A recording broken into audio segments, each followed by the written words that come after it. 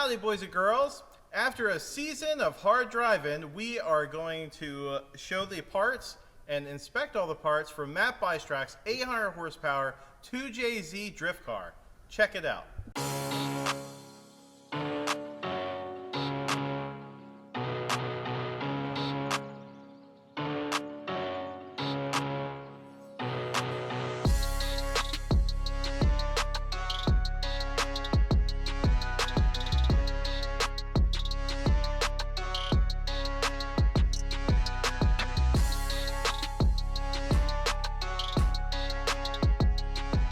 For the cylinder head service, Matt told us his goals were 800 wheel horsepower, so we suggested our 2J3 service, which is the HeadGames pocket pour package.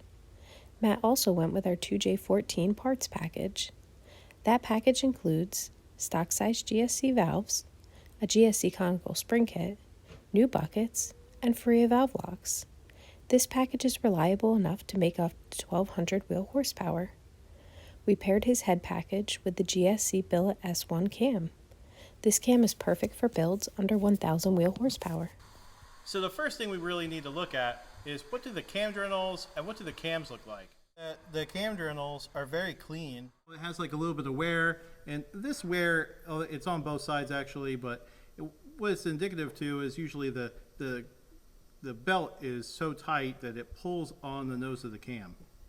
We did our clearancing for cams, and what that does is it gives the lobe a little bit more room.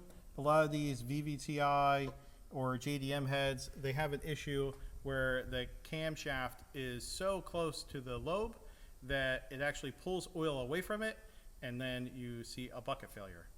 Next up, billet cams. These are the GSC S1s, under 1000 horsepower. This is our go-to cam. When you go to inspect a camshaft, it's very important that you understand what might be going on to really pinpoint a failure.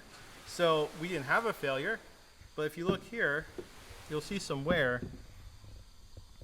Right, this is the acceleration point of the cam.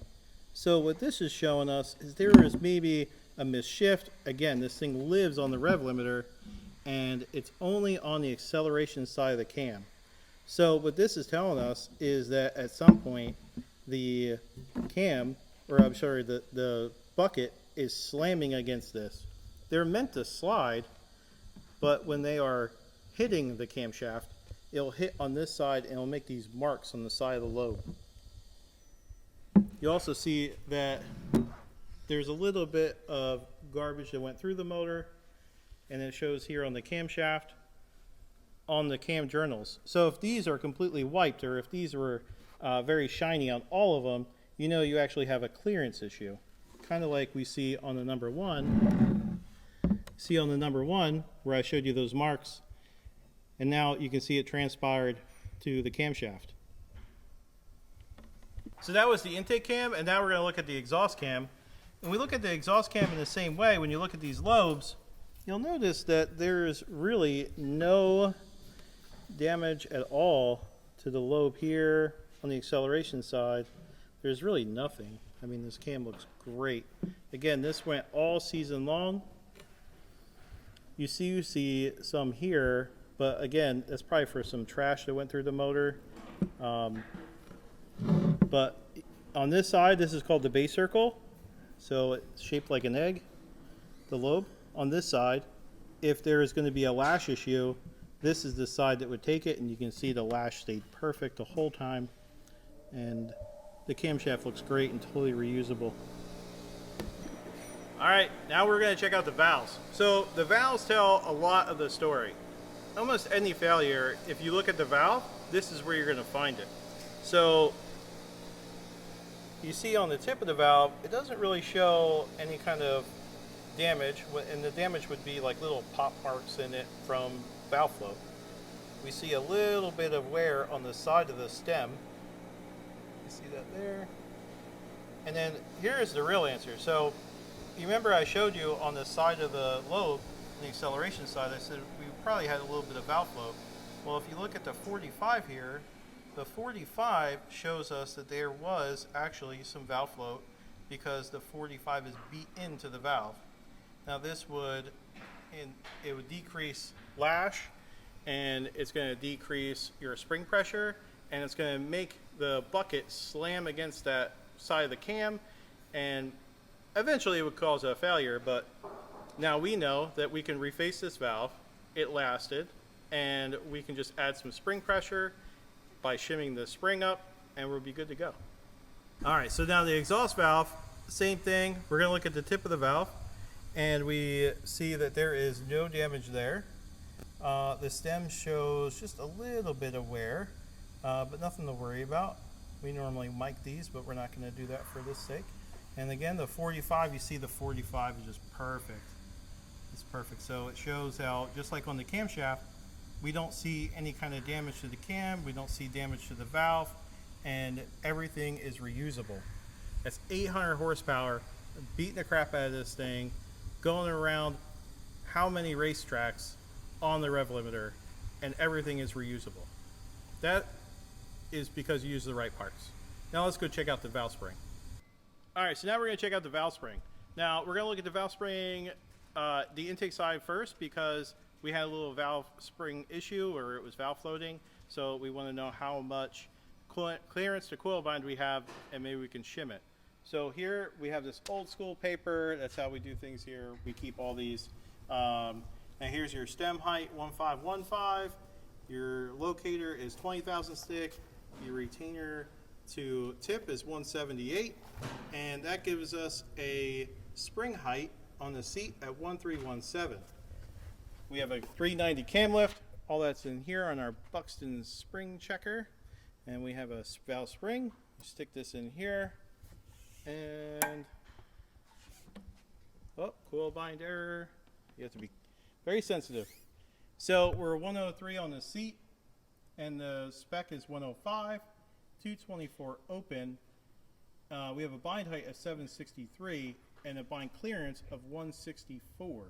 So this tells us that we can have abundance of room, and now we can shim it up and bring that to more of a controllable level. All right, so now we're going to check out the core. The core is not always the last part, but it helps us to look at the parts, and then it gives us something to look at while we're looking at the core. The first thing we're going to do is make sure it's straight. So we get a straight edge. This means that it's machined here, precision straight edge. We stick it on here. I want to make sure it doesn't rock, but guess what? It rocks, right? So because it rocks, it tells me that this surface is not completely straight. We do it on all four corners. It seems to rock a lot on one end. So I'm going to take a feeler gauge, just a 5/1000 feeler gauge. I'm going to hold one end just so I can see where we are. This is 5 thou, and right about here it stops. So the head's not completely straight. We went ahead and milled it just to make sure, just to kind of get a grasp of where we were with it. This is a light mill. This is 1/1000. We didn't lube it or anything, so you can see all the little striations, but pretty much everything looked good on this end. So the valve seats look good. The valve itself looked good. Even with the valve float, everything looked all right. So we're going to check the valve guide and the cam journals. Now we already checked them out from the very get-go just to see what the cams look like, and you can see on the cam caps, these tell a different story. We see a lot of scuffing. Scuffing can be many things, although we're not going to do it on this video. We would normally measure it. We're going to polish these. We're going to make sure that the cams spin in the hole. That's another video. So you can see how the wear here. Now, sometimes this could be oil starvation. Sometimes this could be that the cam cap, maybe it went through some kind of trauma where something went through the motor. But these tell a big story about what's going on. It's not just like blame the camshaft. There's other things that are involved that would hurt a camshaft. But you do remember on the camshaft we had some that had a little bit of wear. So you can see it on the cam cap, and that's indicative to what we've seen on the camshaft. All right, so we're also going to take a look at the valve locks. So the valve locks tell a story about how is the retainer acting. Is it spinning real hard? Is it out of control? And if we look at this, we can see there is some wear on both sides of the lock. I'll give you this one. See how they used to be black, but now they're like a silverish color. Now these are aftermarket. They're billet. They're supposed to be really nice and beautifully black, but instead they've had some wear on them. And this tells us that although the parts look decent and we could reuse them, these are not something that we would reuse. We're going to replace these and put some brand new ones in there, and we're going to shim up the spring so we don't have those problems again. All right, last but not least, what does the bucket or the lifter look like? Everybody's thinking, man, you had a Gsc Cam in there? Those buckets must be wasted, because I never mentioned DLC coating on them. Well, here we are, non-DLC coated buckets with a head that's set up right, and we clearance the head for the cam. All these buckets, although you will see some shininess, they spin. You can tell, I can put one in there for you after we're done looking at this, but there is nothing here that is damaged or cannot be reused. Will we polish these? Absolutely. They will not go back in like this, but they will go back into the engine. Now, it's very important to realize that the bucket has to spin in the hole for it to work right. So what we do is we double check, make sure that there's some kind of clearance, and the bucket spins in the hole. Because once the bucket starts spinning, stops spinning, then it will turn into a failure very, very, very quickly. So all these buckets go in, they fit nice and perfect, they spin, they go back and forth, all good to go.